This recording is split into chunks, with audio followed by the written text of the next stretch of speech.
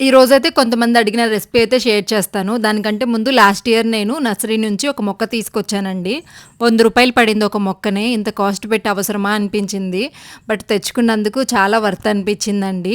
ఇది రోజా మల్లి. నేను అలా పిలుస్తున్నా, రియల్‌గా నేమ్ ఏంటో నాకైతే తెలీదు. ఎందుకంటే రోజా పువ్వు లాగే ఉంటది మల్లె పువ్వు.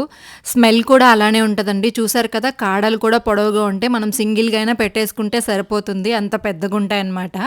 ఇంకా వినాయకునికి, లక్ష్మీదేవికి ఇద్దరికీ 2 కాసాయి కదా అని చెప్పి పెట్టేశాను.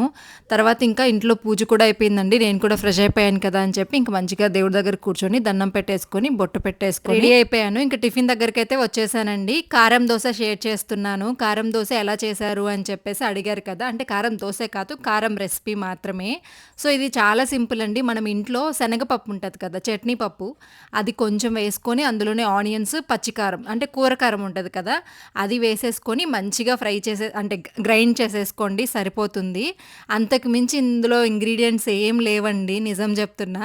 శనగలు వేస్తారని నాకు ఐడియా లేదు. ఆ థాటే రాలేదు. ఎందుకంటే మరీ అంత స్పైస్ లెవెల్స్ లేకుండా ఆనియన్, టమాటా కూడా మర్చిపోయాను. అవి వేస్తాం కాబట్టి టేస్ట్ చాలా బావుంటుంది. ఆ శనగపప్పు వేసుకునేటప్పుడు కొంచెం చూసుకొని వేసుకోండి. లేదంటే మరీ చప్పగా అయిపోయి ఫ్లేవర్ తెలీదు. ఆనియన్స్ కూడా సన్నగా కట్ చేసేసుకొని వేసుకోండి. నాకు ఇంకొంచెం సన్నగా యాడ్ చేసుంటే బావుండేదనిపించింది కానీ నాకు రాలేదు.